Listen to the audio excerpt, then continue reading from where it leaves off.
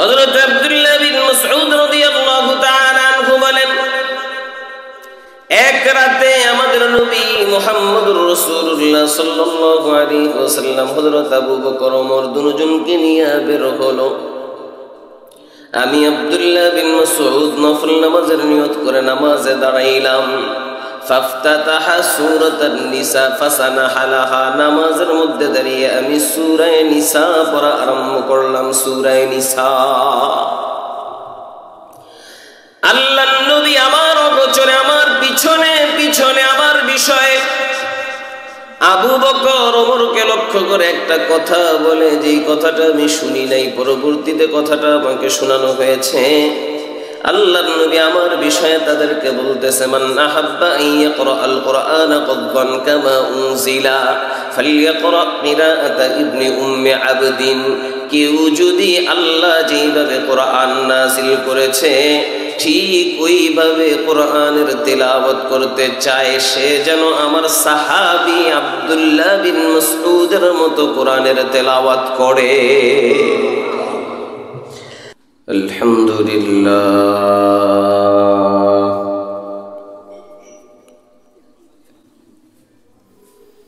আলহামদুলিল্লাহি ওয়া কাফা ওয়া সালামুন আলা ইবাদিহিল্লাযীনা ইসতাফা।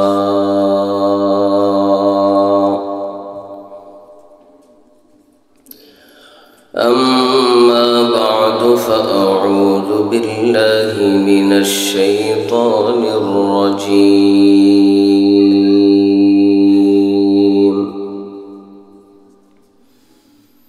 বিসমিল্লাহির রহমানির রহিম।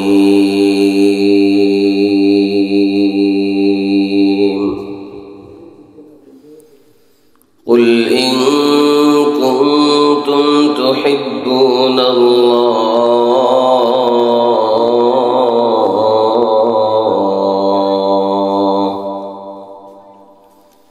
ফাত্তাবিউনি يحببكم ويغفر لكم ذنوبكم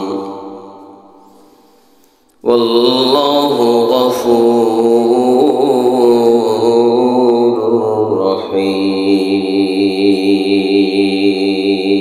رحيم. صدق الله مولانا العظيم وصدق رسوله النبي الكريم، ونحن على ذلك لمن الشاهدين والشاكرين والذاكرين، والحمد لله رب العالمين.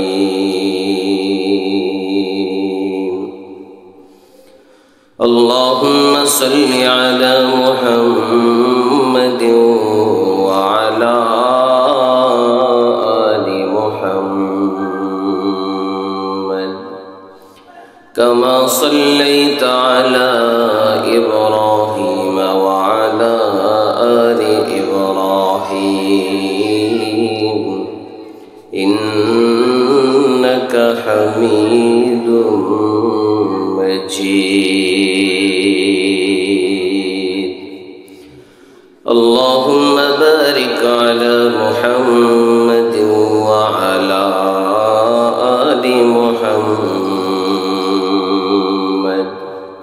كما باركت على إبراهيم وعلى آل إبراهيم إنك حميد مجيد.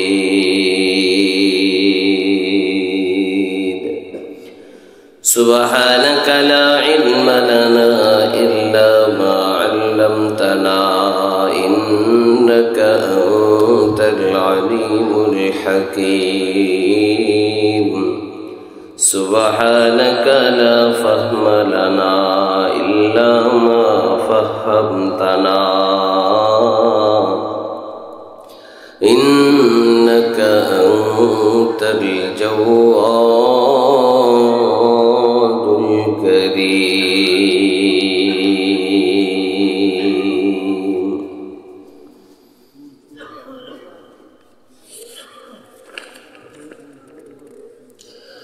বরুড়া যোগীপুকুরিয়া তালিমুল কোরআন নুরানি মাদ্রাসার উদ্যোগে আয়োজিত বার্ষিক ওয়াজ ও দোয়ার মাহফিলের সম্মানিত সভাপতি, আমন্ত্রিত উলামায়ে কেরাম, মুরব্বিয়ানে আযম, দিন প্রিয়, ইসলাম প্রিয় মুসলমান ভাইয়েরা, সমবয়সী যুবক বন্ধুরা, কলিজার টুকরা ছোট ছোট বাচ্চারা, পর্দার অন্তরালের শ্রদ্ধেয়া মা ও বোনেরা, জাতির ভবিষ্যৎ কান্ডারী তালাবায়ে আজিজ মাদ্রাসার ছাত্রবৃন্দ, আল্লাহ তাবারাকা ওয়া তাআলার দরবারে অসংখ্য অগণিত শুকরিয়া। আল্লাহ তাআলা আমাদেরকে ফেরেশতাদের দ্বারা বেষ্টিত মাজলিস দ্বীনি মাহফিলে অংশগ্রহণ করার,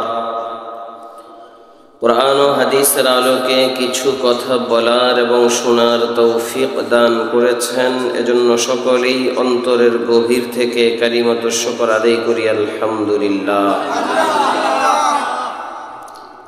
আমরা যারা মুসলমান আছি, আমরা সবাই একটা কথায় একমত, যেটাতে কারো কোনো দ্বিমত নাই। চাই দিনদার হোক বা না হোক, চাই নামাজি হোক বা না হোক, চাই কিছু গুনাহের কাজ করুক বা না করুক, চাই উজানির মুরিদ হোক, চরমনের মুরিদ হোক, সারসিনার মুরিদ হোক, জোনপুরের মুরিদ হোক, যা মনে চায় তা হোক, কিন্তু মুসলমান, যত মুসলমান আছে সব মুসলমান একটা কথায় একমত, যেটাতে কারো কোনো দ্বিমত নাই। সেটা হলো, আমরা দুনিয়াতে আল্লাহর পরে সবচাইতে বেশি ভালোবাসি আমাদের নবী মুহাম্মদুর রাসূলুল্লাহ সাল্লাল্লাহু আলাইহি ওয়াসাল্লামকে। এই বিষয়ে আমরা একমত না দ্বিমত? যারা একমত তারা বলবেন, যারা দ্বিমত তারা চুপ থাকেন। আবার বলেন, একমত না দ্বিমত? এই বিষয়ে যেমন আমরা একমত, আরেকটা বিষয়েও আমরা সবাই একমত। যে আলোচনাটা এখন আরম্ভ করেছে এটা অনেক লম্বা আলোচনা, কিন্তু রাত্র মোটামুটি ভালো হয়েছে, এজন্য অল্প সময়ের ভিতর পুরো বিষয়টা আপনাদের সামনে বলার চেষ্টা করব। এই বিষয়ে যেমন আমরা একমত, আরেকটা বিষয়েও আমরা সবাই একমত। সেটা হলো, আমরা আমাদের নবীকে ভালোবাসি। হযরতে সাহাবায়ে কেরাম রিজওয়ানুল্লাহি তাআলা আলাইহিম আজমাইন ও আল্লাহর নবীকে ভালোবাসতেন। বলেন তো, সাহাবারা যে আল্লাহর নবীকে ভালোবাসতেন, ওই ভালোবাসাটা আমাদের ভালোবাসার চাইতে কম না বেশি? সবাই বলেন, কম না বেশি? কত বেশি সেটা বলতে গেলে আমার অন্যদিকে যেতে হবে। আমরা যারা 1400 বছর পর এই সময়ে দুনিয়াতে আসলাম এবং আল্লাহ মুসলমান বানিয়েছে, আমাদের অনেকের মনের ভিতরে এমন কথা আসে, আমিও যদি নবীর জমানায় আসতাম আর আমিও যদি সাহাবী হইতাম, তাহলে আমিও সাহাবারা যেমন নবীর জন্য অনেক কোরবানি করেছি, আমিও করতাম, নবীর অনেক সেবা করতাম, খেদমত করতাম, নবীর জীবনটা দিয়ে দিতাম। অনেকের মনে এমন বিষয় আসে না? আসে না? আশাটাও খারাপ না, ভালো জিনিস। তবে সাহাবাদেরকে সাহাবা বানিয়েছেন কে? আমাদেরকে 1400 বছর পরে পাঠাইছেন কে? আল্লাহই ভালো জানে কেন পাঠায়। হাদিসের মধ্যে আসছে, হিলিয়াতুল আউলিয়া কিতাবের নাম, এবং ইবনু আব্দুল বার তার কিতাব জামিউ বায়ানিল ইলমি ওয়া ফাজলিহি, ওই কিতাবের মধ্যে আছে, ইখতারাহুমুল্লাহু লিসুহবাতি নবিহি সাল্লাল্লাহু আলাইহি ওয়াসাল্লাম কানু আলাল হাদিল মুস্তাকিম আবরহা কুলুবা ওয়া আমাকাহা ইলমা ওয়া আকাল্লাহা তাকাল্লুফা। পুরোটা তরজমা করব না, সাহাবাদেরকে, এটার তর্জমা হলো সাহাবাদেরকে সাহাবা হিসেবে নির্বাচন করেছেন স্বয়ং আল্লাহ। আমাদের অনেকের মনে এটা আসে, তো এক বেটার মনে খালি খুদখুদানি, আমি যদি একটু সাহাবি হইতাম তাইলে আমিও তো সাহাবাদের মতো নবীর জন্য সব জীবন দিয়ে দিতাম, কোরবান করে ফেলতাম। এখন আল্লাহ তার মনের এই অবস্থাটাকে দূর করার জন্য তাকে একটা স্বপ্ন দেখাইল। এই লোকটা স্বপ্নের মধ্যে দেখতেছে আমাদের নবী মুহাম্মদুর রাসূলুল্লাহ সাল্লাল্লাহু আলাইহি ওয়াসাল্লাম একটা গাড়ি চালাইতেছে। গাড়িটা 100 গতি, মানে অনেক বেশি গতি। সামনে একটা বিশাল বড় গর্ত রাস্তার মধ্যে, যেই রাস্তায় রাসূলের গাড়ি চলে ওই রাস্তায় বিশাল বড় এক গর্ত। গাড়ি ব্রেক করার কোনো পদ্ধতি নাই, সে পাক্কা হয়ে গেছে। এখনই গর্তের ভিতরে গাড়িটা পড়বে, মারাত্মক পর্যায়ের অ্যাক্সিডেন্ট হবে, রাসূল এখনই মারা যায়। বাঁচানোর পদ্ধতি একটাই, এই মুহূর্তে গর্ত এটারে বরট করতে হবে। এটারে বরট করা ছাড়া রাসূলকে বাঁচানোর কোনো উপায় নাই। ওই লোক আল্লাহর নবীকে বাঁচানোর জন্য পেরেশান, স্বপ্নের মধ্যে খের তালাশ করে, খেজুর কলা গাছ তালাশ করে, মাটি তালাশ করে, বিভিন্ন কিছু তালাশ করতেছে গর্তটাকে ভরট করার জন্য। হঠাৎ করে চাইয়া দেখে আল্লাহর নবীর গাড়িটা গর্ত পার হয়ে চলে গেল।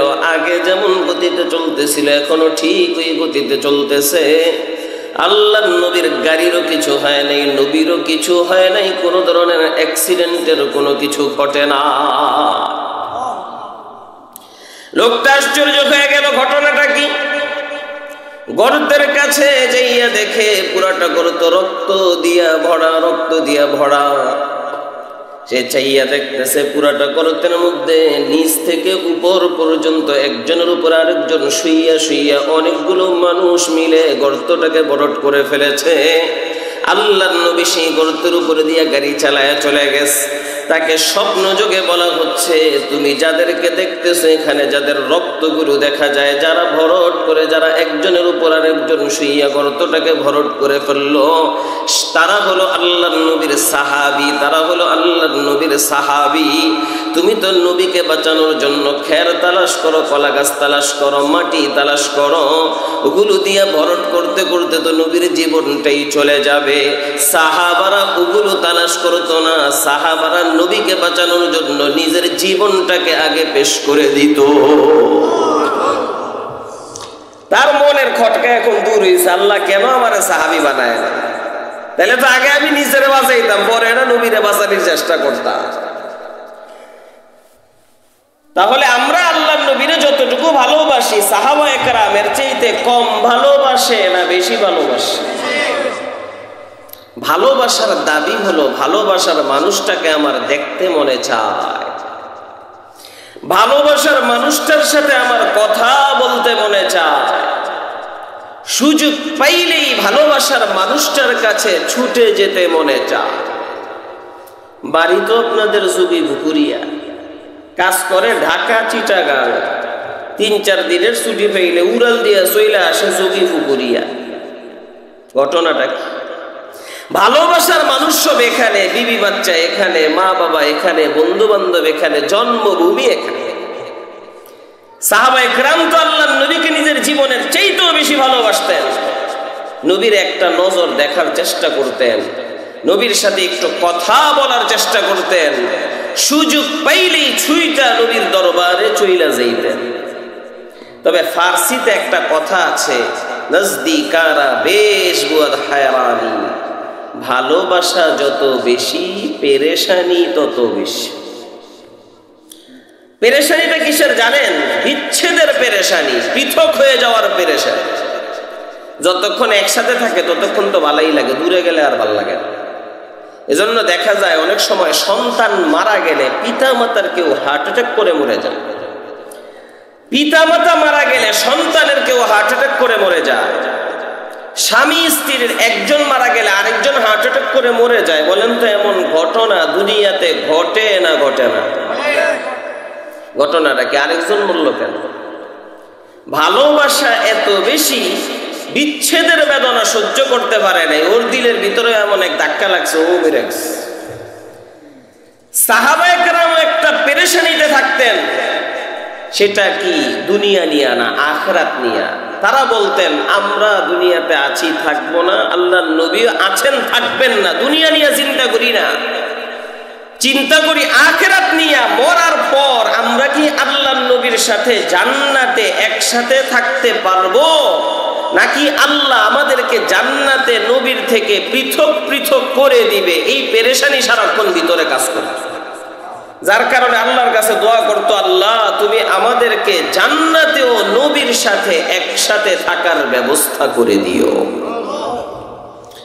আমি এমন একটা মজার দোয়া, গুরুত্বপূর্ণ দোয়া আপনাদেরকে শোনাবো। দোয়াটা করেছেন জরিরুল কদর সাহাবী হযরত আব্দুল্লাহ ইবনে মাসউদ রাদিয়াল্লাহু তাআলা।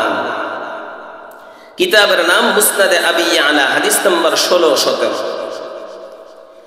عن عبد الله بن مسعود رضي الله تعالى عنه قال أن رسول الله صلى الله عليه وسلم مر بين أبي بكر وعمر وعبد الله يصلي। حضرت عبد الله بن مسعود رضي الله تعالى عنه বলেন, এক রাতে আমাদের নবী মুহাম্মদুর রাসূলুল্লাহ সাল্লাল্লাহু আলাইহি ওয়াসাল্লাম হযরত আবু বকর ওমর দুজনকে নিয়ে বের হলো। আমি আব্দুল্লাহ বিন মাসউদ নফল নামাজের নিয়ত করে নামাজে দাঁড়াইলাম। ফাফতাতাহা সূরাতান নিসা ফাসানাহা লাহা, নামাজের মধ্যে দাঁড়িয়ে আমি সূরা নিসা পড়া আরম্ভ করলাম। সূরা নিসা, আল্লাহর নবী আমার অগোচরে আমার পিছনে পিছনে আমার বিষয়ে আবু বকর ওমরকে লক্ষ্য করে একটা কথা বলে, যেই কথাটা আমি শুনি নাই, পরবর্তীতে কথাটা আমাকে শোনানো হয়েছে। আল্লাহর নবী আমার বিষয়ে তাদেরকে বলতেছে, মান আহাব্বা আইয়াকরা আল কুরআন কদ্দান কামা উনজিলা ফালইয়াকরা কিরাআতা ইবনে উম্মি আবদিন।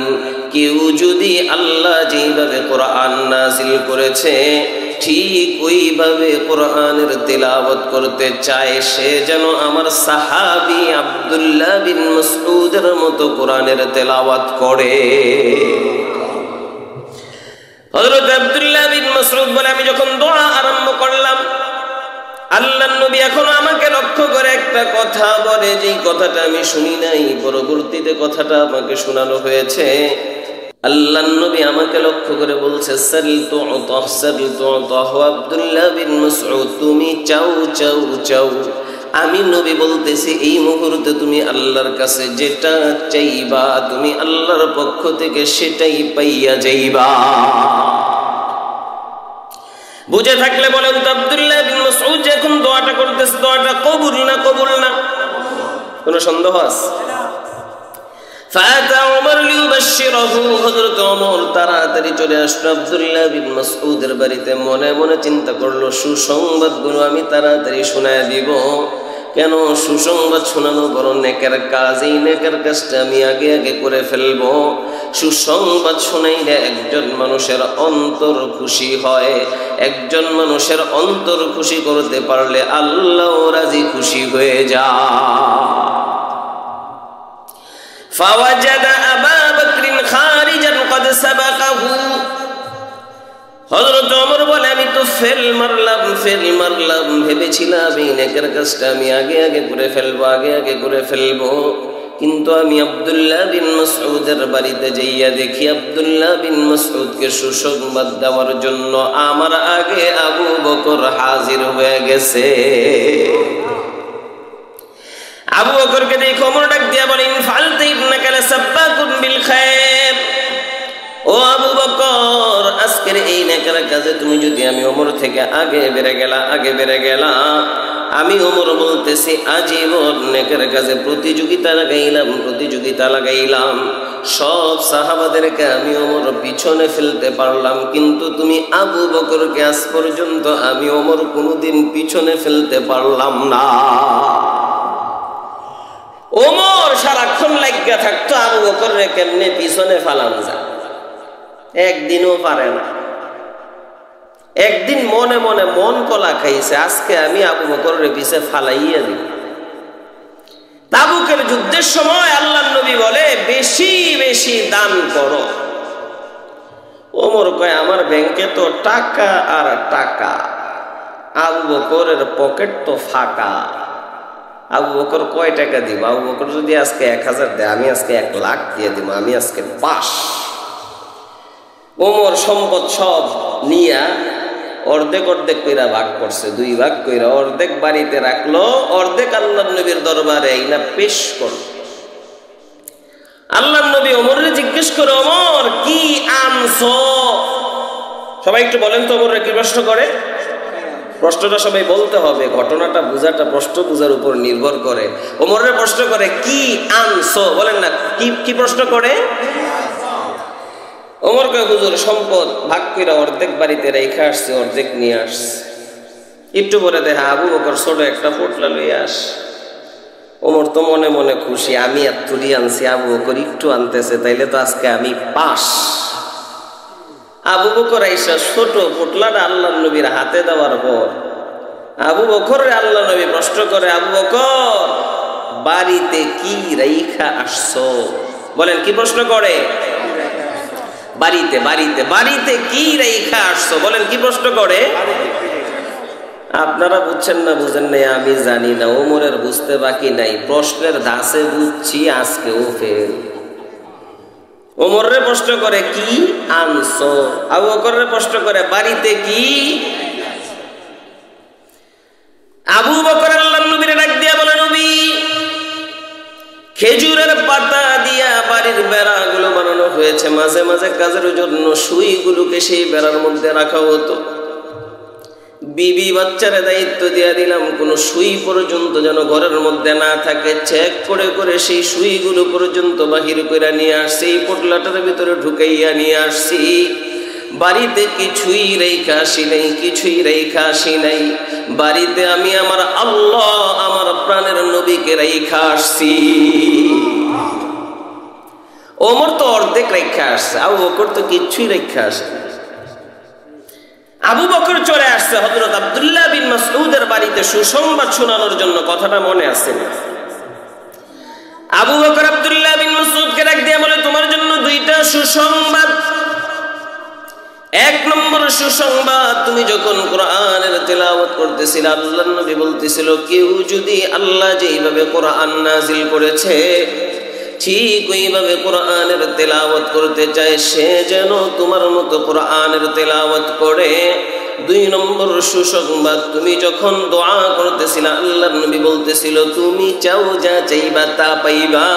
এর মানে তুমি যে দোয়াটা করেছো দোয়াটা পাক্কা পাক্কা কবুল, কোনো সন্দেহ নাই।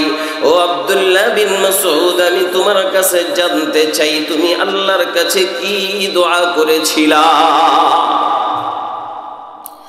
আব্দুল্লাহ বিন মাসউদ বলে, আমি আল্লাহর কাছে 3টা জিনিস চেয়েছিলাম। 3টা, সবাই বলেন কয়টা? আল্লাহুম্মা ইন্নী আসআলুকা ঈমানান লা ইয়ারতাদ ওয়া নাঈমান লা ইয়ানফাদ ওয়া মুরাফাকাতা নবিয়িনা মুহাম্মদ সাল্লাল্লাহু আলাইহি ওয়াসাল্লাম ফি আ'লা জান্নাতিল খুলদ।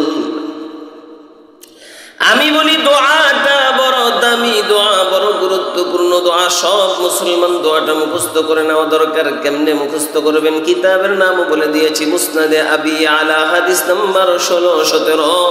পারলে কোনো হুজুরের কাছে গিয়ে দোয়াটা মুখস্থ করে নিবেন। তবে জীবনে কোনোদিন দোয়াটা মুখস্থ করা হবে না কোনো গ্যারান্টি নাই। এই জন্য আমি বলি জীবনে কমপক্ষে একবার হলেও যেন আমার আপনার সকলের থেকে দোয়াটা হয়ে যায়। আমি যদি এখন সবাইকে দোয়াটা পড়াইয়া দিই, সকলে আমার সাথে দোয়াটা পড়তে রাজি আছেননি? পড়বেন ইনশাআল্লাহ? বলেন আল্লাহুম্মা ইন্নী আসআলুকা ঈমানান লা ইয়ারতাদ ওয়া নাঈমান লা ইয়ানফাদ ওয়া মুরাফাকাতা নবিয়িনা মুহাম্মদ সাল্লাল্লাহু আলাইহি ওয়াসাল্লাম ফি আ'লা জান্নাতিল খুলদ। সবাই বলে আমিন।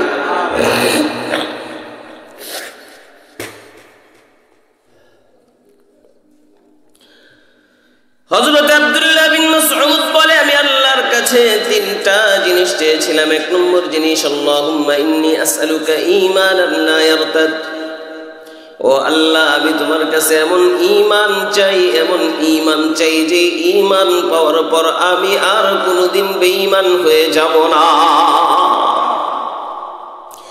সর্বপ্রথম দোয়া করলো ঈমান রক্ষার দোয়া। ঈমান রক্ষার দোয়া কেন? আব্দুল্লাহ বিন মাসউদ খুব ভালো করে জানে একজন মানুষের জন্য ঈমানের চাইতে বড় আর কোনো দৌলত হতে পারে না।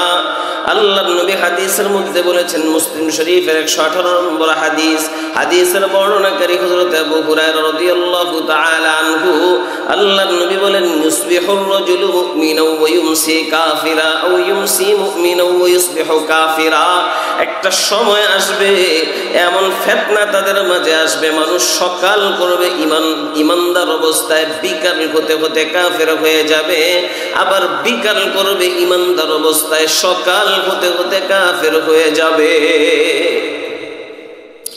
আল্লাহর নবী বলে, সকালের মুমিন বিকালে কাফের, বিকালের মুমিন সকালে কাফের। সকালের মুমিন বিকালে কিভাবে কাফের হয়? বিকালের মুমিন সকালে কিভাবে কাফের হয়?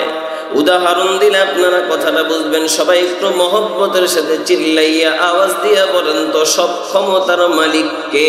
আল্লাহ।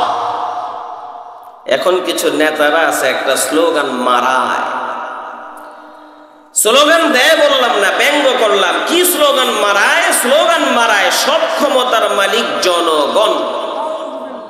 বলেন না, এই কথা বলার পরে তার ঈমান আছে না গেছে?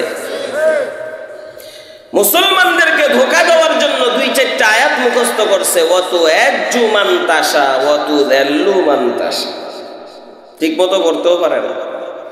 অর্থটা কইল, আল্লাহ যারে চায় ইজ্জত দিতে পারে, আল্লাহ যারে চায় বেইজ্জত করতে পারে। আবার ওদিক দিয়ে বলতে চায়, জনগণ যাকে চায় ভোট দিয়ে ক্ষমতার মস্তদে বসাইয়া ইজ্জত দিতে পারে, যারে চায় জনগণ নামাইয়া বেইজ্জত করতে পারে। এর মানে ইজ্জত দেওয়ার মালিকও জনগণ, বেইজ্জত করার মালিকও জনগণ।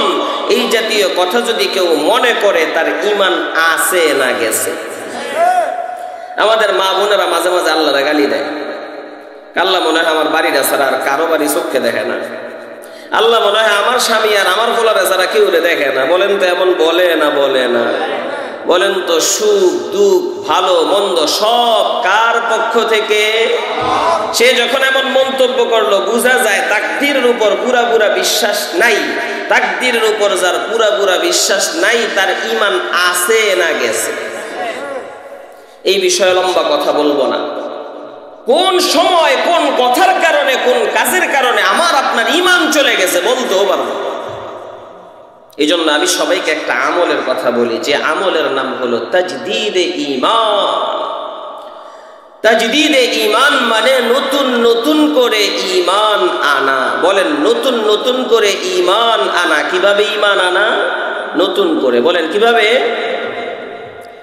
মুসনাদে আহমদ ইবনে হাম্বল হাদিস নাম্বার 8710, হাদিসের বর্ণনাকারী হযরত আনাস বিন মালিক রাদিয়াল্লাহু তাআলা আনহু বলেন, ক্বালা রাসূলুল্লাহ সাল্লাল্লাহু আলাইহি ওয়াসাল্লাম, রাসূলুল্লাহ সাল্লাল্লাহু আলাইহি ওয়াসাল্লাম বলেন, জাদ্দিদু ঈমানাকুম, তোমরা তোমাদের ঈমানকে নবায়ন করো, তোমরা নতুন নতুন করে ঈমান আনো। কিলা ইয়া রাসূলুল্লাহ কাইফা নুজাদ্দিদু ঈমানানা, জিজ্ঞেস করা হলো, ও আল্লাহর নবী, আমরা আমাদের ঈমানকে কিভাবে নবায়ন করব, কিভাবে নতুন নতুন করে ঈমান আনবো? আল্লাহর নবী বলে, আকসিরু মিন কওলি লা ইলাহা ইল্লাল্লাহ, লা ইলাহা ইল্লাল্লাহ বেশি বেশি বলতে থাকো।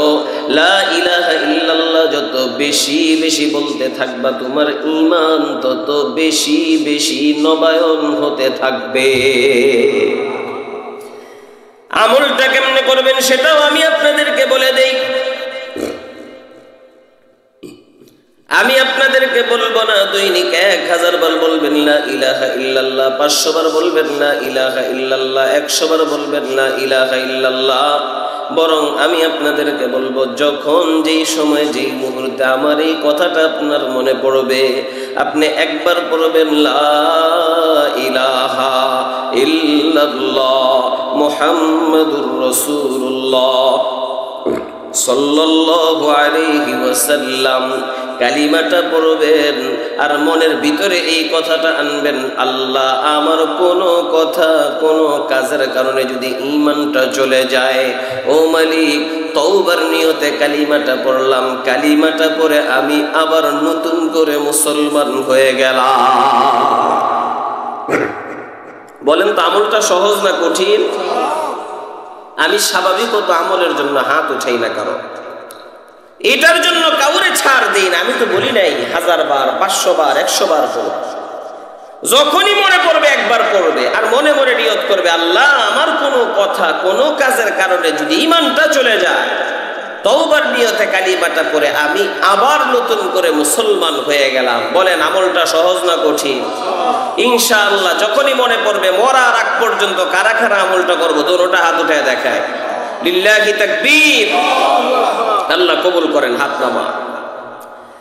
2 নম্বর দোয়া করলেন, ওয়ালা ঈমান লা ইয়ানফাদ। ও আল্লাহ তুমি আমাকে এমন নিয়ামত দান করো যে নিয়ামত কোনোদিন শেষ হবে না, নিয়ামত কোনোদিন শেষ হবে না। এর মানে আব্দুল্লাহ বিন মাসউদ বলতে চায়, আল্লাহ তুমি আমাকে কোনো নিয়ামত দান করলে ওই নিয়ামত জীবনে কোনোদিন তুমি আমার থেকে ছিনাইয়া নিও না। আব্দুল্লাহ বিন মাসউদ বলতে চায়, আল্লাহ মার পেট থেকে দুনিয়াতে আসার পরে তুমি আমাকে কানটা দিয়া শোনার ক্ষমতা দিলা, চোখটা দিয়া দেখার ক্ষমতা দিলা, হাতটা দিয়া ধরার ক্ষমতা দিলা, মুখটা দিয়া খাওয়া দাওয়া করার ক্ষমতা দিলা, কথাবার্তা বলার ক্ষমতা দিলা, পাউটা দিয়া তুমি আমাকে চলার ক্ষমতা দিলা। ও মালিক তোমার কাছে দরখাস্ত, যেই নিয়ামত তুমি আমাকে একবার দান করলা, মরার আগ পর্যন্ত ওই নিয়ামত কোনোদিন তুমি আমার থেকে ছিনাইয়া নিও না। জীবনে কখনো যেন এমন না হয় আমি আমার কানটা দিয়া শুনতে পারি না, জীবনে কখনো যেন এমন না হয় আমার দৃষ্টি শক্তিটা নষ্ট হয়ে যায়, জীবনে কখনো যেন এমন না হয় আমার মুখ দিয়া খাবারটা না দিয়া পাইপের সাহায্যে নাক দিয়ে আমার খাবারটা দিতে হয়, জীবনে কখনো যেন এমন না হয় আমি আমার পাউটা দিয়া চলতে পারি না, হুইল চেয়ারের মধ্যে বসাইয়া ধাক্কাইয়া ধাক্কাইয়া আমাকে চালাইতে হয়। আমি বলি আল্লাহ যাদেরকে টাকা পয়সা ধন দৌলত দান করলো তারাও আল্লাহকে বলা দরকার, আল্লাহ জীবনে এমন কত লাখপতি আর কোটিপতি দেখলাম 5 বছর 10 বছর 15 বছর পরে পথের ভিখারি হয়ে যায়। বলেন তো এমন ঘটনা ঘটে না ঘটে না? এই জন্যই তো কবি বড় সুন্দর করে বলল, নদীর এপার ভাঙ্গে ওপার ঘরে এই তো নদীর খেলা, সকাল বেলার ধনির তুই ফকির সন্ধ্যা বেলা। আল্লাহকে বলো, আল্লাহ টাকা পয়সা ধন দৌলত অনেক বড় নেয়ামত, ও মালিক তোমার কাছে দরখাস্ত, যেই নিয়ামত তুমি আমাকে একবার দান করলা, মরার আগ পর্যন্ত ওই নিয়ামত জীবনে কোনোদিন তুমি আমার থেকে ছিনাইয়া নিও না। 3 নম্বর দোয়া করলেন, ওয়া মুরাফাকাতা নবিয়িনা মুহাম্মদ সাল্লাল্লাহু আলাইহি ওয়াসাল্লাম ফি আ'লা জান্নাতিল খুলদ। ও আল্লাহ তোমার কাছে আখিরি ফরিয়াদ, চূড়ান্ত ফরিয়াদ, তুমি আমি আব্দুল্লাহ বিন মাসউদকে মরার পরে ওই চিরস্থায়ী জান্নাতের মধ্যে তোমার নবীর সাথে একসাথে জান্নাতে থাকার ব্যবস্থা করে দিও। এর মানে আব্দুল্লাহ বিন মাসউদ মনে হয় যেন বলতে চায়, আল্লাহ তুমি আমি আব্দুল্লাহ বিন মাসউদকে মরার পর যদি জান্নাত দিয়াও দাও, জান্নাতের হুর গালমান দিয়া সব নিয়ামত দিয়া যদি তুমি আমাকে ভরেও দাও, কিন্তু জান্নাতে যাওয়ার পর তুমি যদি আমাকে আমার নবীর সাথে একসাথে জান্নাতে থাকার ব্যবস্থা না করে দাও, আমি আব্দুল্লাহ বিন মাসউদ বলতে চাই আমি জান্নাতে গিয়েও জান্নাতের প্রকৃত মজা পাবো না। কবি তো কত সুন্দর করে বলছে, হুরু গিলমা জিতনে নিয়ামত হায় তু, सबसे बेहतर नियामत दीदार तू, हुरुगल माजिद नियामत है तू, सबसे बढ़कर नियामत दीदार तू। আব্দুল্লাহ বিন মাসউদ বলতে চায়, আল্লাহ জান্নাতে যাওয়ার পর যদি আমার নবীর সাথে থাকতে না দাও, আমি তো জান্নাতে গিয়াও জান্নাতের মজা পাইতাম না। সাহাবাদের জীবনে সবচেয়ে বড় চাওয়া পাওয়া ছিল আল্লাহর নবীর সাথে একসাথে জান্নাতে থাকা। আমি আপনাদেরকে জিজ্ঞেস করি, বলেন তো শুধু সাহাবারাই কি আল্লাহর নবীর সাথে একসাথে জান্নাতে থাকতে চায় না আমরাও চাই? কারা কারা চাই? দুটোটা হাত উঠায় দেখায়। লিল্লাহি তাকবীর। আল্লাহ কবুল করেন। হাত নামা, হাত উঠাইছেন আর আল্লাহর নবীর সাথে একসাথে জান্নাতে থেকে যাবেন, এত সোজা। কিছু করা লাগবে না? লাগবে না? এটাই আমার আলোচনার আলোচ্য বিষয়। এতক্ষণ যেটা কইছি এটা হইল ভূমিকা।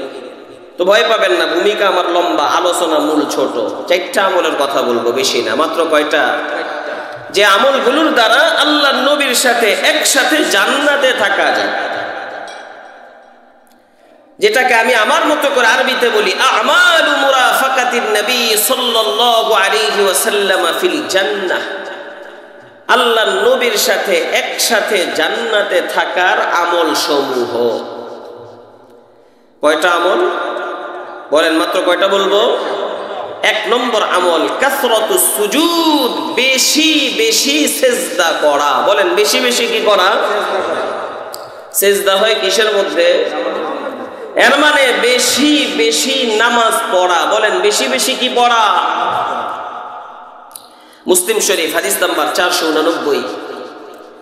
হাদিসের বর্ণনাকারী হযরত রাবিআ বিন কাব আল আসলামী রাদিয়াল্লাহু তাআলা আনহু বলেন, কুনতু আবিতু মান নবী সাল্লাল্লাহু আলাইহি ওয়াসাল্লাম। হযরত রাবিআ বিন কাব আল আসলামী রাদিয়াল্লাহু তাআলা আনহু বলে, আমি আল্লাহর নবীর সাথে একবার রাত্রি যাপন করলাম। ফাআতাইতুহু বিওযুইহি ওয়া হাজাতিহি। রাত্র যখন গভীর হলো, আমার নবী জাগ্রত হয়ে গেল। আমি নবীর জন্য ওযুর পানির ব্যবস্থা করলাম। নবীর যত প্রয়োজন ছিল আমি প্রয়োজনগুলো পুরা করলাম। এর মানে আমি নবীর খেদমত করলাম, সেবা করলাম। আল্লাহর নবী আমার খেদমত পাইয়া খুশি হইয়া আমাকে ডাক দিয়া বলে, রাবিআ সাল। রাবিআ তুমি আমার কাছে চাও চাও চাও। আমি নবী বলতেছি, এই মুহূর্তে তুমি আমার কাছে যেটা চাইবা আমি আল্লাহর পক্ষ থেকে দোয়া করে তোমার জন্য সেটাই কবুল করাইয়া দিব। রাবিআ বলে, বড় গোল্ডেন চান্স, বড় গোল্ডেন চান্স। এই সুযোগ তো আর পাওয়া যাবে না। তাহলে আমি আমার নবীর কাছে জীবনের সবচেয়ে বড় চাওয়া পাওয়া যেটা সেটাই চাইব। নবীরে ডাক দিয়া বলে, আসআলুকা মুরাফাকাতাকা আল জান্নাহ। ও আল্লাহর নবী, আপনার কাছে দরখাস্ত, আপনি আল্লাহর কাছে দোয়া করে মঞ্জুর করায় দেন আমি যেন আপনার সাথে একসাথে জান্নাতে থাকতে পারি। আল্লাহর নবী বলে, আও গায়রা যালিক। না রাবিআ, এটা ছাড়া অন্য আরেকটা চাও। রাবিআ বলে, লা হুয়া যাক হুয়া যাক। না না আমি ওটাই চাই, না না আমি ওটাই চাই। আমি বলি, মানুষের মুখে মুখে একটা বাংলা ভাষায় একটা গান শুনেছিলাম, তোমাকে চাই শুধু তোমাকে চাই, আর কিছু জীবনে পাইবা না পাই। রবিও মনে হয় যেন বলতে চায়, নবী তোমাকে চাই শুধু তোমাকে চাই, দুনিয়াতে নয় শুধু জান্নাতেও চাই। আল্লাহ নবী বলে, ফাইন্নী আলা নাফসিকা বিকাসরাতিস সুজুদ। রাবিআ তুমি যদি আমার সাথে একসাথে জান্নাতে থাকতে চাও তাহলে এত সোজা না, শুধু দোয়া করে আমি তোমাকে আমার সাথে জান্নাতে রেখে দিব। আমাকে একটু সাহায্য করতে হবে। কেমনে সাহায্য করবা? তুমি বেশি বেশি সিজদা করে আমারে সাহায্য করো। এর মানে তুমি বেশি বেশি নামাজ পড়ো, বেশি বেশি নামাজ পড়ো। আমি নবী বলতেছি, তুমি যদি বেশি বেশি নামাজ পড়তে পারো তাহলে তুমি আর আমি, আমরা দুজন একসাথে জান্নাতে থাকবো। আমি হাদিসটা নিয়ে চিন্তা করলাম। আল্লাহ নবী বলে, বেশি বেশি নামাজ পড়ো, বেশি বেশি নামাজ পড়ো।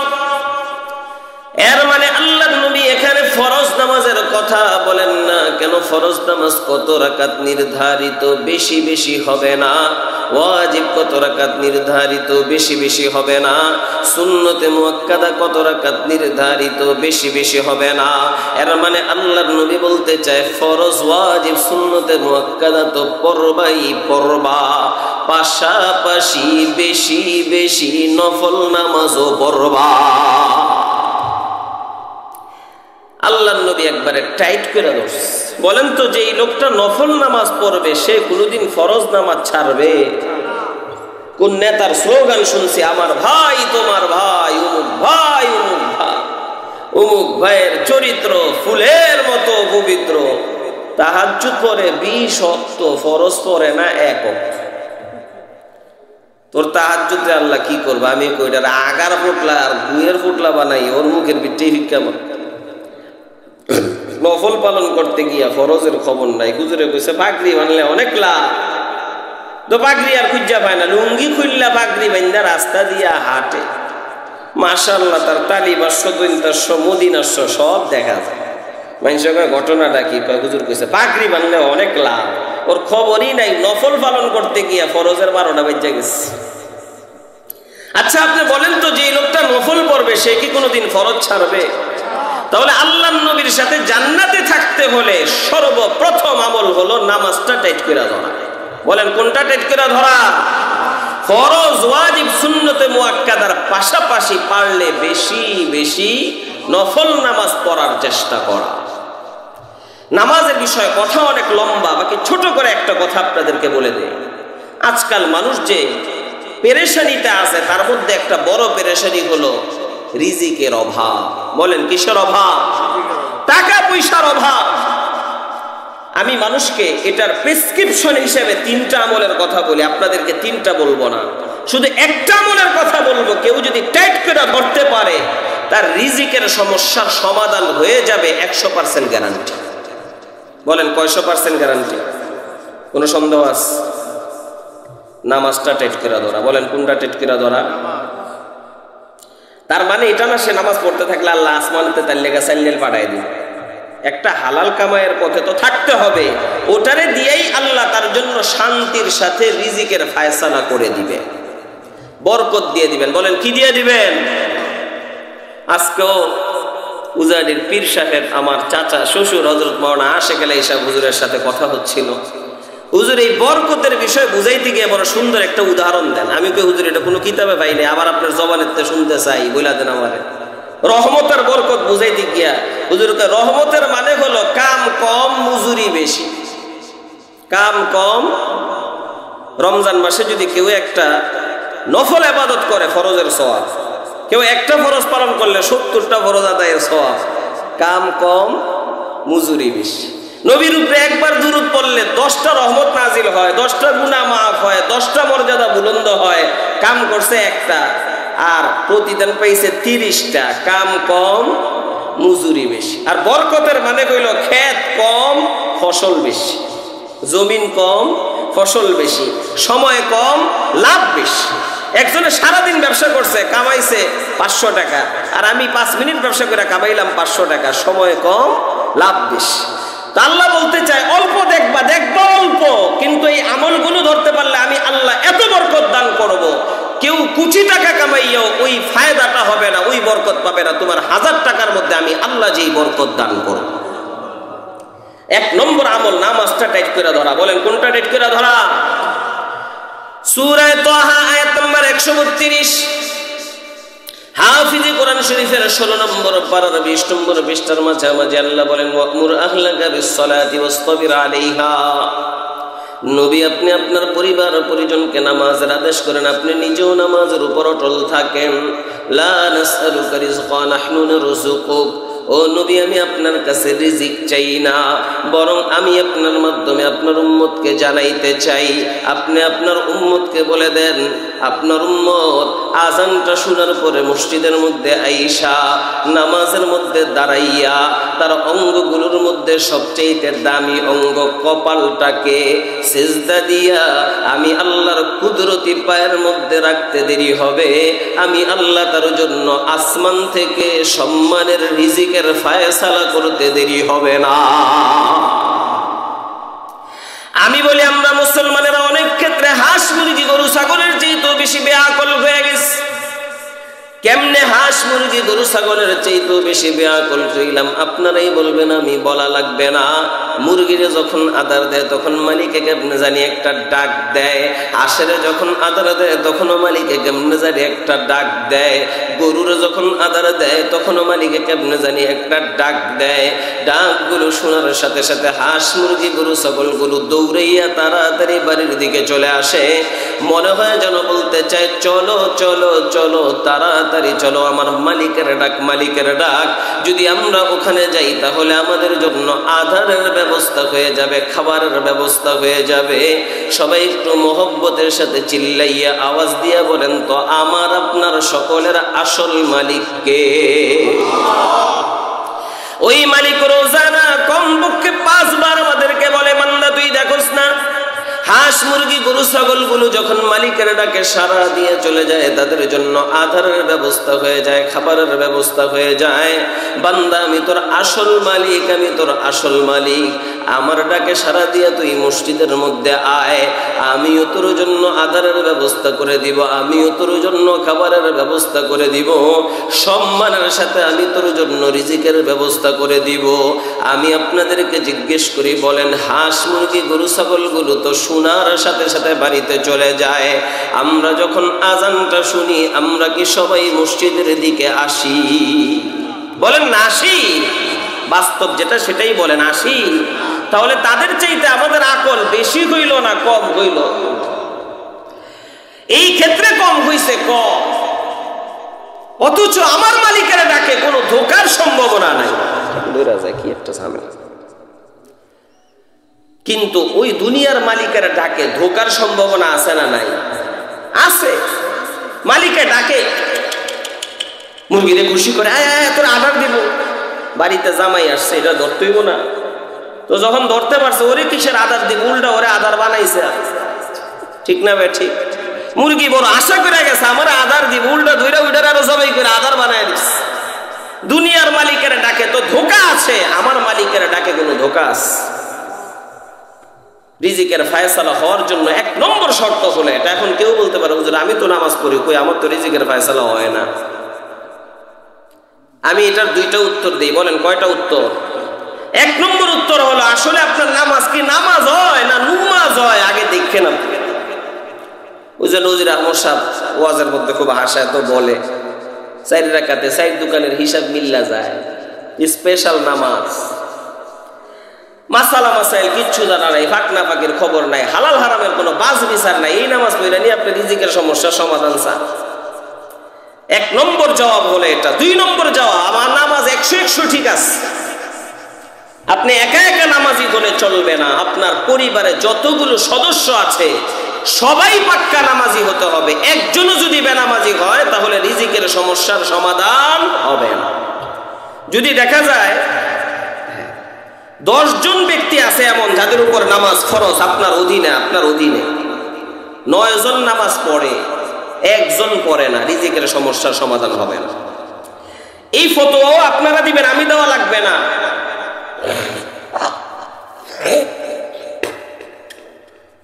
10 কেজি, তার মধ্যে 9 কেজি হলো দুধ, আর 1 কেজি হলো মুত মিল্লা গেছে এক লগে। বেশি কি দুধ না মুত, কোনটা? দুধ। আপনারা ফতোয়া দেন তো, সব মিল্লা যাওয়ার পরে এখন পাক না পাক? অথচ মুত তো কম, তারপরে না পাক। এটাকে মান্তেকের ভাষায় বলে নতিজা আরজালের তাবে হয়, খারাপটাই প্রাধান্যতা বিস্তার করে। সমাজে যদি 2-1টা খারাপ থাকে সমাজ বরবাদ হয়ে যায়। ঘরের ভিতরে 10 জনের উপরে নামাজ ফরজ, 1 জন পড়ে না, 9 জন পড়ে, রিজিকের সমস্যার সমাধান হবে না। 1 জনের দিয়ে ব্যবহার কতটুকু? আপনি কি আপনার সন্তানকে নামাজি বানানোর জন্য চেষ্টা করেছেন? হুজুর করছি না। আমাদের বাপেরা কেমনে চেষ্টা করে জানেন? আমাদের বাপেরা চেষ্টা করে হইলে এইভাবে, সন্তান তো ঘুমাইতেছে, তো বাপে ঠিকই ফজরের নামাজ পড়তেছে, তো যাওয়ার সময় সন্তানের দরজার ভিতরে খটখট করে আওয়াজ করে, বাবা উঠ, ফজরের নামাজের সময়। তো সন্তানকে, আব্বা উঠছি, তো বাপে তো নামাজ পড়তে ঠিকই চলে যায়। সন্তান আবার লেপ বুড়ো দিয়া, কম্বল বুড়ো দিয়া নাক টাইনা ঘুমায়। বলেন তো এমন হয় না? আমি জিজ্ঞেস করলাম, বাবা সন্তানকে নামাজি বানানোর জন্য যে দায়িত্ব ছিল পালন করছেন? হুজুর করছি না। আমি আর কি করব, আমি তো ডেকে আসছি, ও না উঠলে আমি কি করতাম? আমি বলি, বাবা আপনার অন্তরের মধ্যে সন্তানকে দিনদার বানানোর জন্য, নামাজি বানানোর জন্য কেমন পরিমাণ ব্যথা আসতে হবে আল্লাহ সেটার একটা মাপকাঠি কোরআনে বলেছে। সূরা তাহরিম আয়াত নম্বর 6, হাফিজি কোরআন শরীফের 28 নম্বর পারা 19 নম্বর পৃষ্ঠার 13 নম্বর লাইন আল্লাহ বলেন, ইয়া আইয়ুহাল্লাযীনা আমানু কু আনফুসাকুম ওয়া আহলিকুম নারা। আল্লাহ বলে, হে ঈমানদাররা, তোমরা নিজেদেরকে এবং তোমাদের পরিবার পরিজনকে নার থেকে বাঁচাও, নার থেকে বাঁচাও। নার মানে আগুন। সবাই বলেন নার মানে কি? আল্লাহ এই কথা বলে না জাহান্নাম থেকে বাঁচাও, বরং আল্লাহ বলে নার থেকে বাঁচাও। আল্লাহ বলে আগুন থেকে বাঁচাও, আগুন থেকে বাঁচাও। আল্লাহ আগুনের কথা কেন বললো, জাহান্নাম কেন বললো না? মুফাসসিরিনরা বলতে চায়, আল্লাহ বাবার ডাক দিয়ে বলতে চায়, বাবা তুমি চিন্তা করে দেখো, তোমার ছেলের ঘরের চতুর্দিকে যদি দুনিয়ার আগুন লেগে যায়, দুনিয়ার আগুন, একটু বুঝে শুনে বলবেন না, বুঝে বলবেন না, যদি ছেলের ঘরের চতুর্দিকে দুনিয়ার আগুন লেগে যায়, তাহলে কি বাবা ছেলের ঘরের দরজার সামনে গিয়া খটখট করে আওয়াজ দিয়া বলবো, বাবা তোর ঘরে আগুন লাগছে আমি যাই, এই কথাটা বলে কি বাবা চলে যাবে? বাবা তো পাগল পারা হয়ে যাবে, চিল্লা চিল্লা আরম্ভ করবে, কে কোথায় আছো, তাড়াতাড়ি আসো। বালতি দিয়া পারলে বালতি দিয়া, মগ দিয়া পারলে মগ দিয়া, জগ দিয়া পারলে জগ দিয়া পানি নিয়ে আসো। তাড়াতাড়ি ফায়ার সার্ভিসে খবর দাও, যতক্ষণ পর্যন্ত আমার সন্তানের আগুন না নিববে, সন্তানের ঘরের আগুন না নিববে, আমি বাবা এখান থেকে এক কদম আগে বাড়বো না। আমি আপনাদেরকে জিজ্ঞেস করতে চাই, বলেন তো জাহান্নামের যে আগুনটা আছে, ওই আগুনের তেজ দুনিয়ার আগুনের চাইতে কম না বেশি? আল্লাহ বলতে চায়, বাবা তুমি চিন্তা করে দেখো, দুনিয়ার আগুন তোমার ছেলের ঘরের মধ্যে লেগে গেলে তুমি কেমন পেরেশান হয়ে যাও। ও বাবা, তোমার সন্তানটা নামাজ না পড়ার কারণে, আল্লাহর হুকুম না মানার কারণে তার ঘরের চতুর্দিকে জাহান্নামের আগুন লেগে গেছে, জাহান্নামের আগুন। ও বাবা, দুনিয়ার আগুন থেকে তোমার সন্তানটাকে বাঁচানোর জন্য তুমি যতটুকু পেরেশান হও, জাহান্নামের আগুন থেকে বাঁচানোর জন্য কমপক্ষে এতটুকু পেরেশান তো হওয়া দরকার। এই জন্য রিজিকের সমস্যা সমাধানের জন্য 1 নম্বর আমল বললাম, নামাজটা টাইট করে ধরা। বলেন কোনটা টাইট করে ধরা? শুধু একা একা নামাজ পড়বো না, পরিবারের সবাই, পরিবারের সবাই। 2 নম্বর, মূলত কথা বলছিলাম ওটা আল্লাহর নবীর সাথে একসাথে জান্নাতে থাকার আমল সমূহ, কথা মনে আসেনি? 1 নম্বর আমল নামাজটা টাইট করে ধরা। 2 নম্বর আমল হুব্বুর রাসূল সাল্লাল্লাহু আলাইহি ওয়াসাল্লাম, রাসূলুল্লাহ সাল্লাল্লাহু আলাইহি ওয়াসাল্লামের মহব্বত, ভালোবাসা দিলের মধ্যে 100 ঢুকানো। বলেন তো কয়শো? এখন শুধু হাদিস বলে ইনশাআল্লাহ কথা শেষ করবো, কোনো ভয় পাবেন না আপনার, অল্প সময় কথা শেষ হয়ে যাবে ইনশাআল্লাহ। মুসলিম শরীফ হাদিস নাম্বার 2639, হাদিসের বর্ণনাকারী হযরত আনাস বিন মালিক রাদিয়াল্লাহু তাআলা আনহু বলেন, বাইনামা আনা ওয়া রাসূলুল্লাহ সাল্লাল্লাহু আলাইহি ওয়াসাল্লাম খারিজাইন মিনাল মসজিদ, আমি এবং আল্লাহর নবী আমরা দুজন মসজিদ থেকে বের হচ্ছিলাম। ফালাকিনা রাজুলান ইনদা সুদ্দাতিল মসজিদ, মসজিদের বাহিরের অংশে আসার পরে একজন ব্যক্তির সাথে আমাদের সাক্ষাৎ হলো। ওই ব্যক্তিটা আল্লাহর নবীর ডাক দিয়ে জিজ্ঞেস করে, ইয়া রাসূলুল্লাহ মাতাস সাআ, ও আল্লাহর নবী আপনি বলেন কিয়ামত কবে হবে, কিয়ামত কবে হবে? আল্লাহর নবী তারে ডাক দিয়ে বলে, মা আদাত্তা লাহা, কিয়ামত কবে হবে এটা জেনে তোমার লাভ কি? তুমি আমাকে বলো কিয়ামতের জন্য তুমি প্রস্তুতি গ্রহণ করেছো কি? ওই সাহাবী বড় আশ্চর্য হয়ে নবীর ডাক দিয়া বলে, মা আ'দাতু লাহা কাবীরা সালাতিন ওয়ালা সিয়ামিন ওয়ালা সাদাকা, ও আল্লাহর নবী, আমি তো নামাজের বিশাল কোনো ভান্ডার জমা করতে পারি নাই, রোজার বিশাল কোনো ভান্ডার আমি জমা করতে পারি নাই, দান সৎকার বিশাল কোনো ভান্ডার আমি জমা করতে পারি নাই। এর মানে আমল দিয়ে আমি কিয়ামতের কোনো প্রস্তুতি নিতে পারি নাই। ইল্লা আন্নী উহিব্বুল্লাহ ওয়া রাসূলা, তবে একটা জিনিস আমার মধ্যে 100 আছে, সেটা হলো আমি আমার আল্লাহকে, আমার নবীকে আমার জীবনের চাইতেও বেশি ভালোবাসি। আল্লাহ নবী বলে ফা ইন্নাকা মা'a মান আহবাবতা, তাহলে তো আর কোনো চিন্তার কারণই নাই। আমি নবী বলতেছি, তুমি যারে ভালোবাসবা তার সাথে তুমি জান্নাতে থাকবা। আমরা শুরুতে সবাই বলেছি আমরা আল্লাহর নবীকে সবচেয়ে বেশি ভালোবাসি। আমি যে কথাটা বলতে চাই, কার দিলে নবীর ভালোবাসা আছে, কার দিলে নাই আমরা জানি না। কেন? দিলের খবর তো আমরা বলতে পারবো না।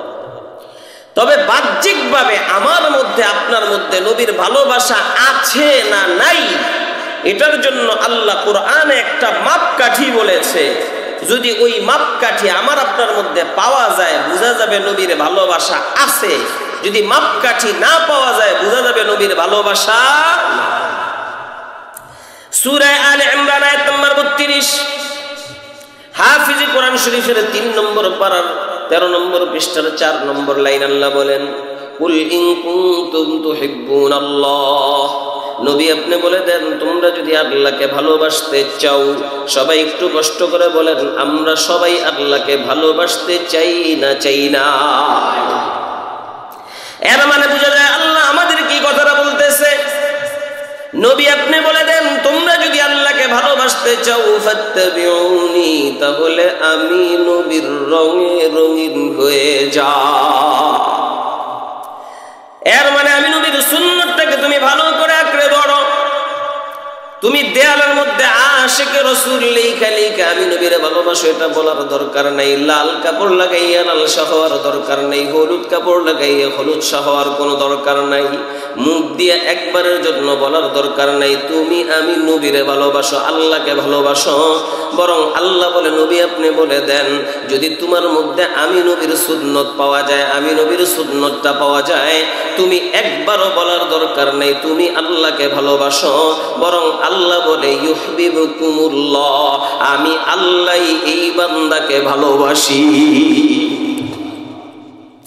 তিরমিজি শরীফ হাদিস নাম্বার 2678, হাদিসের বর্ণনাকারী হযরত আনাস বিন মালিক রাদিয়াল্লাহু তাআলা আনহু বলেন, ক্বালা রাসূলুল্লাহ সাল্লাল্লাহু আলাইহি ওয়াসাল্লাম, রাসূলুল্লাহ সাল্লাল্লাহু আলাইহি ওয়াসাল্লাম বলেন, ইয়া বুনাইয়া ইন কদারতা আন তুসবিহা ওয়া তুমসিয়া ওয়া লাইসা ফি কলবিকা গিশুন লি আহাদিন ফাফআল।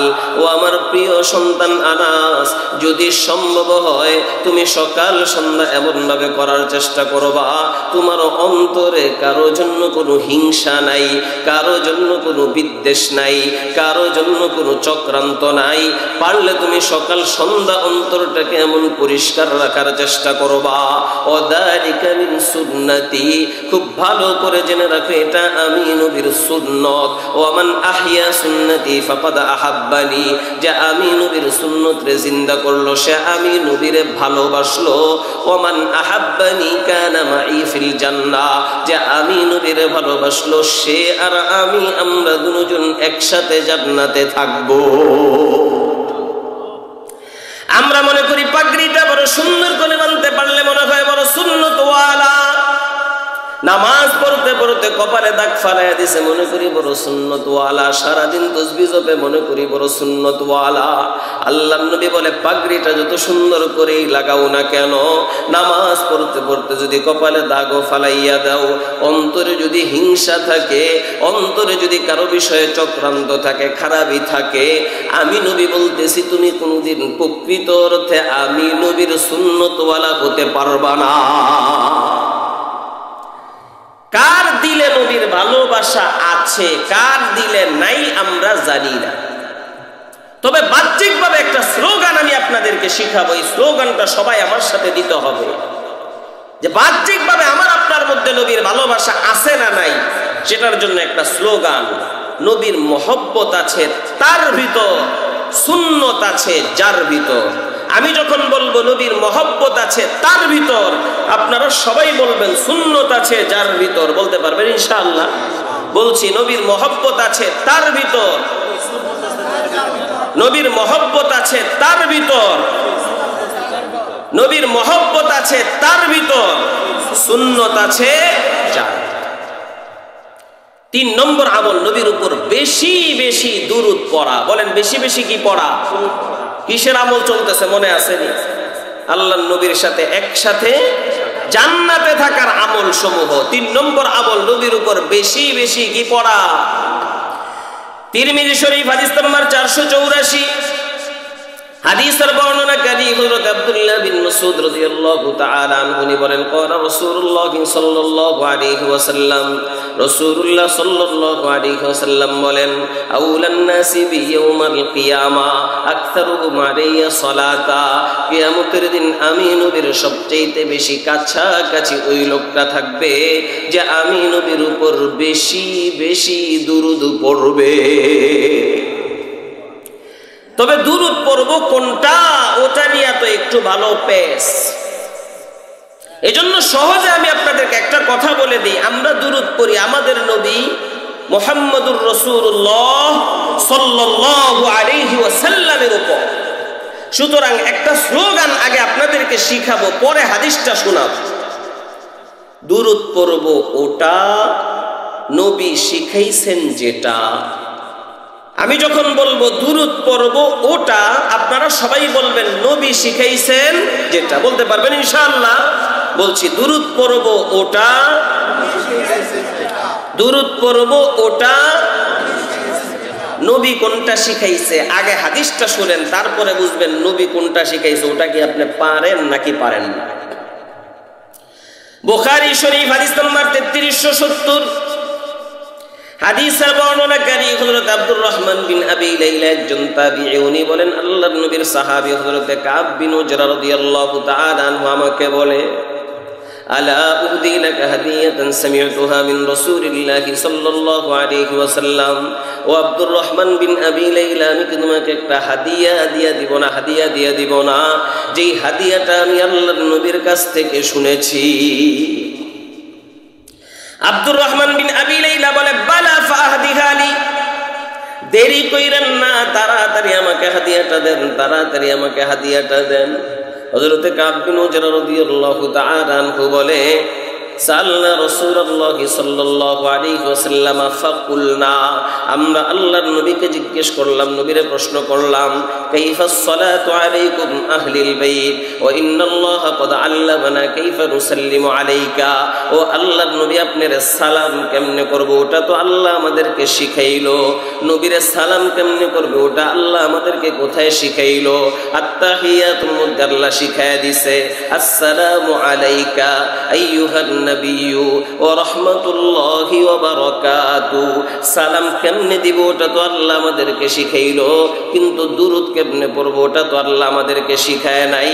ও নবী, আপনার উপর, আপনার পরিবার পরিজনের উপর দুরূদ কেমনে পড়ব ওটা আপনি আমাদেরকে শিখাইয়া দেন। আল্লাহর নবী বলে, কুলু, তোমরা বলো, আল্লাহুম্মা সাল্লি আলা মুহাম্মাদ ওয়া আলা আলি মুহাম্মাদ কামা সাল্লাইতা আলা ইব্রাহিমা ওয়া আলা আলি ইব্রাহিম ইন্নাকা হামিদুম মাজিদ। আল্লাহুম্মা বারিক আলা মুহাম্মাদ ওয়া আলা আলি মুহাম্মাদ কামা বারাকতা আলা ইব্রাহিমা ওয়া আলা আলি ইব্রাহিম ইন্নাকা হামিদুম মাজিদ। পারি না? পারি না? দুরুদের নাম তো যেটা পারি ওটা পড়ি না, আর যেটা মাইনসে বানায় ওটা পড়তে আমাদের কাছে খুব ভালো লাগে। আমি স্বাভাবিকত খুতবার মধ্যে, ওয়াজের খুতবায় দুরুদে ইব্রাহিমের বাহিরে দুরুদ পড়ি না। তো আমার ঢাকার মুসল্লিরা তো জানে, যখন আমি দুরুদ পড়া শুরু করি তো তারা আমার সাথে সবাই পড়ে। মাহফিলের তো আর জানে না। তো আমি দুরুদ ইব্রাহিমি যখন পড়ি বেশিরভাগ চুপ থাকে, যেমন আপনাদের এখানেও বেশিরভাগ চুপই ছিল। কিন্তু আরেকটা কমন দুরুদ আছে, ওটা যদি আমি পড়া শুরু করি, এখন এমনিও পড়ি, তো উদাই পড়বো সবাই আমার সাথে, আল্লাহুম্মা, ঠিক না? আমি বলি মানুষের বানানো দুরুদ, ওটা যদি সর্বদিক থেকে পড়া জায়েজ হয়, ওটাকে একবার না, হাজারবার না, লাখবার না, কোটিবারও যদি পড়ে, আর সেটাকে যদি এক পাল্লায় রাখা হয়, নবীর শিখানো দুরূদটাকে কেউ যদি মাত্র একবার পড়ে, সেটাকে যদি আরেক পাল্লায় রাখা হয়, নবীর শিখানো দুরূদের পাল্লাই ভারী হয়ে যায়। এজন্য ছোট স্লোগান আপনাদেরকে শিখাই দিছি, দুরূদ পড়ব ওটা নবী শিখাইছেন। 4 নম্বর আমল, আল্লাহর নবীর সাথে একসাথে জান্নাতে থাকা, তাকওয়া অবলম্বন করা। তাকওয়া, সবাই বলেন কি অবলম্বন করা? তাকওয়ার ব্যাখ্যা অনেক বড়, আমি একবারে ছোট করে বলে দিচ্ছি। মুফাসসিরিনরা তাকওয়ার ব্যাখ্যা করেন, ইমতিসালু আওয়ামিরিল্লাহি সুবহানাহু ওয়া তাআলা ওয়াল ইজতিনাবু আন নাওয়াহি।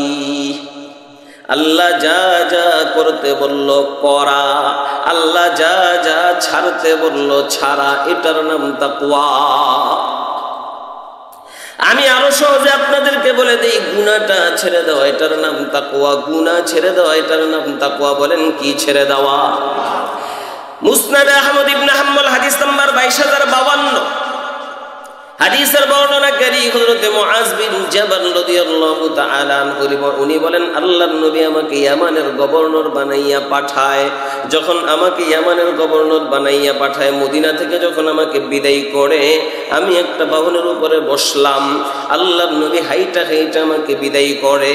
বিদায় করার সময় ইয়ামানে গিয়ে আমি রাষ্ট্র কেমনে চালাবো, আল্লাহর নবী আমাকে এই বিষয়ে অনেকগুলো উপদেশ দিল। উপদেশগুলো শেষ হওয়ার পর আল্লাহর নবী আমার সাথে কিছু হৃদয় বিদারক, দুঃখজনক বিদায়ী কথাবার্তা বলা আরম্ভ করলো। নবী আমাকে ডাক দিয়ে বলে, মুআজ, আসা আল্লাহ তালকানি বাদামি হাদা। ও মুআজ বিন জাবাল, হতে পারে এই বছরের পরে তোমার সাথে আমার সাথে আর কোনোদিন সাক্ষাৎ হবে না। মনে হয় এটাই তোমার সাথে আমার সাথে এই দুনিয়ায় শেষ সাক্ষাৎ। লাআল্লাকা আন তামুররা বিকবরি আও মসজিদি হাদা। ও মুআজ বিন জাবাল, হতে পারে সামনে যখন তুমি আসবা, মনে হয় আমার কবরটার পাশে দিয়া তুমি খাইটা খাইটা যাইবা, আমার মসজিদটার পাশে দিয়া তুমি খাইটা খাইটা যাইবা। ফাবাকা মুআজ ইবনে জাবাল জাশাআ। হযরত মুআজ তো আল্লাহর নবীকে নিজের জীবনের চাইতেও বেশি ভালোবাসে। হযরত মুআজ হিচকি মেরে মেরে কান্না আরম্ভ করলো, হায় হায় হায়, আমার নবীর সাথে এটাই জীবনের শেষ সাক্ষাৎ। এই নবীর সাথে জীবনে আর কোনোদিন আমার সাক্ষাৎ হবে না। আল্লাহর নবী মুআজকে সান্ত্বনা দেওয়ার জন্য সহিহ ইবনে হিব্বানের মধ্যে আছে, ফাতাওয়াজ্জাহা নাহওয়াল মদিনা, মদিনার দিকে ফিরা তাকাইয়া মুআজরে ডাক দিয়া বলে, ইন্না হাউলাই আহলু বাইতি ইয়ারাউনা আন্নাহুম আওলান নাসি বি। ও মুআজ বিন জাবাল, এই মদিনাতে যারা বসবাস করে এরা আমার পরিবারের লোক, এরা আমার বংশের লোক। এরা মনে মনে ধারণা কইরা রাখছে এরা কিয়ামতের দিন আমি নবীর বেশি কাছাকাছি থাকবে। তুমি ভালো করে শুনে রাখো, মদিনাবাসী হওয়ার দ্বারা কিয়ামতের দিন আমি নবীর বেশি কাছাকাছি থাকতে পারবে না। আমার পরিবারের হওয়ার দ্বারাও আমি নবীর বেশি কাছাকাছি থাকতে পারবে না। কিয়ামতের দিন আমি নবীর বেশি কাছাকাছি কে থাকবে জানুনি? আউলান নাসি বিয়াউমাল কিয়ামতি আল মুত্তাকুন মান কানু হাইতু কানু। তার বাড়ি যেই এলাকায় হোক না কেন, সে যেই বংশের লোক হোক না কেন, কিয়ামতের দিন আমি নবীর সবচেয়ে বেশি কাছাকাছি ওই লোকটা থাকবে যে আমি নবীকে যে যার ভিতর সবচেয়ে বেশি তাকওয়া হবে। তাকওয়া। ও মুআজ বিন জাবাল, তুমি তাকওয়ার দৌলতটাকে ভালো করে ধরো, গুনাহটা ছেড়ে দাও, গুনাহটা ছেড়ে দাও। আমি নবী বলতেছি, তুমি যদি গুনাহটা ছাড়তে পারো, তাকওয়ার দৌলতটাকে তুমি যদি ভালো করে ধরতে পারো, যদিও সাময়িকভাবে দুনিয়াতে তোমার সাথে আমার সাথে সাক্ষাৎ হবে না, কিন্তু কোনো চিন্তার কারণ নাই। তুমি যদি গুনাহটা ছাড়তে পারো, তাহলে তুমি আর আমি, আমরা দুজন একসাথে জান্নাতে থাকবো। আল্লাহর নবীর সাথে একসাথে জান্নাতে থাকার জন্য 4টা আমলের কথা বললাম। বলেন কয়টা? এক নম্বর আমল নামাজটা টাইট করে ধরা। বলেন কোনটা টাইট করে ধরা? এর মানে কি ফরজ, ওয়াজিব, সুন্নতে মুআক্কাদার পাশাপাশি পারলে বেশি বেশি নফল নামাজ পড়ার চেষ্টা করা। 2 নম্বর আমল নবীর মহব্বত আর ভালোবাসা দিলের মধ্যে 100 ঢুকানো। কার দিলে নবীর ভালোবাসা আছে, কার দিলে নাই আমরা জানি না, তবে বাহ্যিকভাবে একটা স্লোগান আপনাদেরকে শিখাইছি, নবীর মহব্বত আছে তার ভিতর, সুন্নত আছে যার ভিতর। 3 নম্বর আমল নবীর উপর বেশি বেশি দুরূদ পড়া। এখানেও একটা স্লোগান শিখাইছি, দুরূদ পড়ব ওটা নবী শিখাইছেন যেটা। 4 নম্বর আমল তাকওয়া অবলম্বন করা, গুনাহটা ছেড়ে দেওয়া। এই 4টা আমলের পাশাপাশি পারলে আব্দুল্লাহ বিন মাসউদ রাদিয়াল্লাহু তাআলা আনহু যে আরবি দোয়াটা আছে ওটারে মুখস্থ কইরা মাঝে মাঝে পড়ার চেষ্টা করা। اللهم إني أسألك إيمانا لا يرتد ونعيما لا ينفد ومرافقة نبينا محمد صلى الله عليه وسلم في أعلى جنة الخلد। আমি বলি যদি আরবি মুখস্থ না হয় মাঝে মাঝে একটু পাগলামি করবেন। পাগলামি কেমনে পাগলামি করবেন? নির্জন একটা রুমের মধ্যে গিয়া চায় নামাজটা বিছাইয়া বাতিগুলো সব বন্ধ কইরা 2 রাকাত নামাজ পড়া হাত দুটোটা আল্লাহর দিকে উঠে বলবেন, আল্লাহ আমার চাইতে বড় গুনাহগার জগতে আর কেউ হতে পারে না, আমার মতো পাপী আর কেউ হইতে পারে না। এই নাপাক জবান দিয়া তোমার কাছে বলার সাহস পর্যন্ত আমি রাখি না, তারপর তোমার কাছে দরখাস্ত করি, আল্লাহ আমি গুনাহগার মরার পরে তুমি আমাকে তোমার নবীর সাথে একসাথে জান্নাতে থাকার ব্যবস্থা করে দিও। বলতে পারবো তো ইনশাআল্লাহ? আল্লাহ পাক আমাদেরকে আমলগুলো করে আল্লাহ নবীর সাথে একসাথে জান্নাতে থাকার তৌফিক দান করুন, আমিন। ওয়া আখিরু দাওয়ানা আলহামদুলিল্লাহি রাব্বিল আলামিন।